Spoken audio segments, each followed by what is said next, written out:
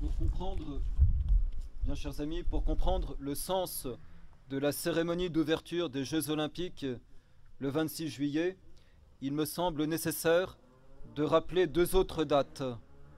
Premièrement, celle du 8 novembre 2023 et deuxièmement, celle du 4 mars 2024. Le 8 novembre 2023, le président de la République prononçait un discours au Grand Orient de France, rue Cadet, à l'occasion du 250e anniversaire de son appellation. Lors de ce discours, le président disait, je le cite, « La franc-maçonnerie fut l'atelier de la République. Là où se poursuivait l'œuvre commencée dans le Temple.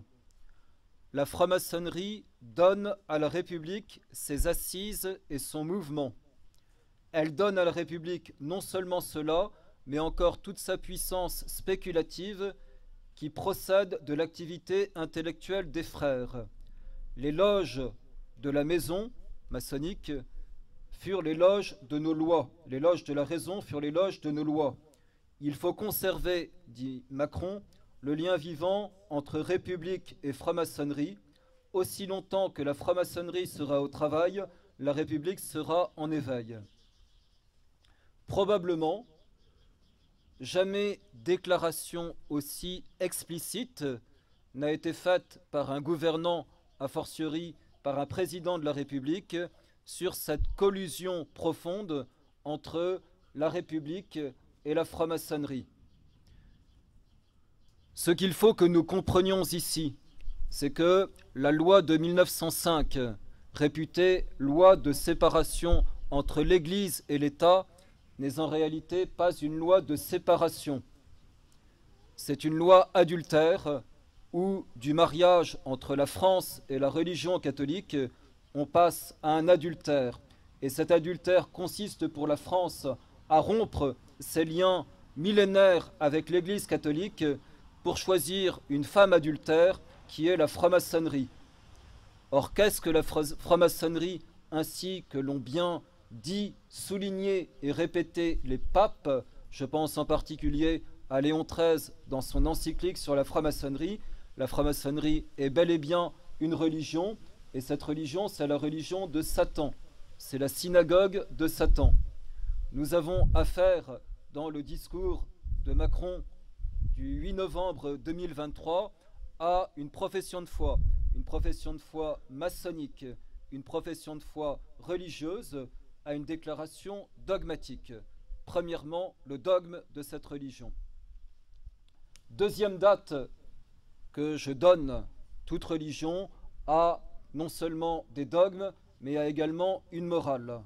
Or, le 4 mars 2024, eh bien, nous avions un moment important de la définition de la morale de cette nouvelle religion maçonnique par l'acte de constitutionnalisation de l'avortement.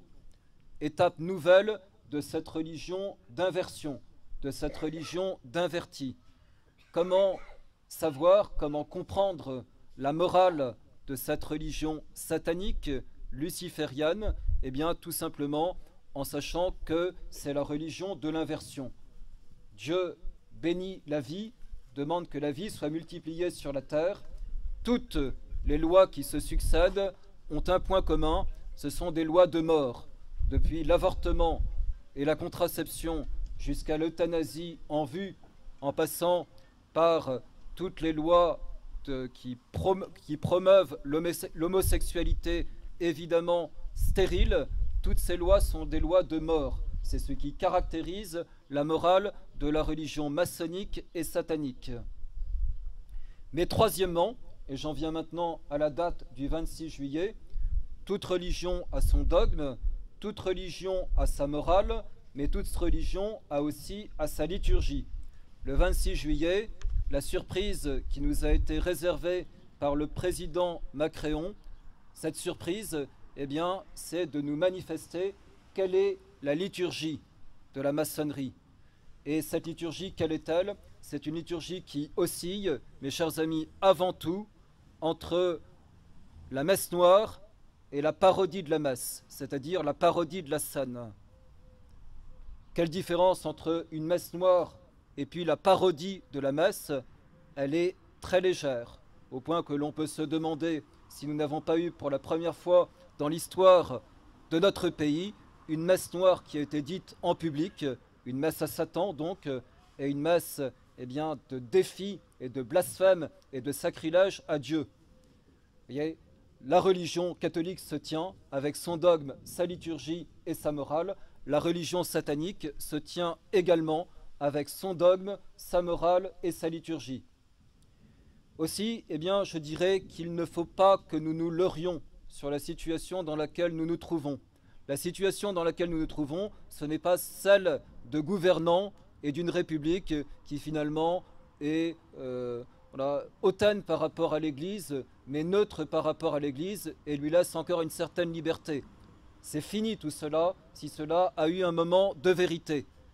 Aujourd'hui, nous sommes en pleine hostilité, et d'une hostilité déclarée et de plus en plus déclarée, et c'est à nous, face à cette hostilité, de savoir prendre les positions que Dieu veut que nous prenions.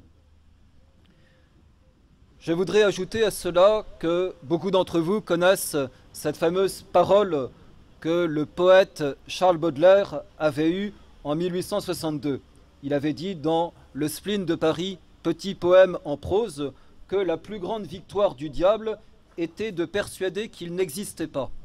Et de fait, on peut dire que cette tactique du démon, tactique habile, à savoir de faire se gausser de l'enfer et du diable en disant ça n'existe pas, est une tactique qui, au bout d'un certain moment, n'est plus utile. De telle manière que nous entrons aujourd'hui, je pense, parce que tant et tant de manifestations le manifestent, dans une circonstance, dans une période où le diable se manifeste d'une façon de plus en plus ostensible, comme s'il pouvait maintenant aller librement et se montrer, parce que finalement, il était acté que c'était la nouvelle religion des soi-disant élites mondiales. Et effectivement, c'est ce que nous avons vu au grand jour dans ce spectacle abominable du 26 juillet, c'est effectivement le triomphe de Satan devant des milliards de téléspectateurs, le triomphe de Satan devant les présidents et les têtes couronnées d'Europe, sans que personne pendant la cérémonie ait réagi. C'est pour nous, premièrement, nous voyons quoi? Nous voyons cet épouvantable blasphème contre notre Seigneur Jésus-Christ. Il a donné son sang pour nous et il nous a donné la Sainte Eucharistie, et voilà comment les hommes l'ont traité. C'est une immense ingratitude de la part du peuple français et de la France, dont on sait bien que toute la grandeur vient de l'alliance, du trône et de l'autel. C'est une immense honte pour nous, à la face des nations, de voir l'image que la France donne autour d'elle. C'est autant de raisons, et j'en ajoute une maintenant. Est-ce que nous allons léguer notre pays? Est-ce que nous allons léguer notre religion dans l'état où les choses se font à nos enfants? Est-ce que c'est vraiment ça que nous avons à transmettre? Non, nous avons beaucoup mieux à transmettre. Nous avons tout ce qui a fait la gloire de la religion catholique, c'est-à-dire nos saints, tout ce qui a fait la gloire de la France pendant des siècles et des siècles depuis le baptême de Clovis, et nous n'avons pas le droit de nous laisser faire, et nous n'avons pas le droit de laisser les choses dans l'état où elles se trouvent. D'où ce chapelet de réparation. Mais, je le dis pour terminer, si effectivement les choses doivent commencer dans la prière et en prenant conscience de la gravité de ce qui se passe, nous devons, à l'exemple de Sainte Jeanne d'Arc, bien comprendre que oui, il faut prier, mais il faut batailler et il faut combattre aussi. Nous devons tous prendre conscience que nous sommes dans une nécessité et de prier, mais également de batailler. Et pour l'instant, chers amis, nous allons maintenant dire notre chapelet de réparation, en demandant pardon, d'expiation, en demandant pardon à notre Seigneur Jésus-Christ de cet épouvantable sacrilège, je pense, sans chose équivalente, au moins depuis la Révolution française, sur notre sol.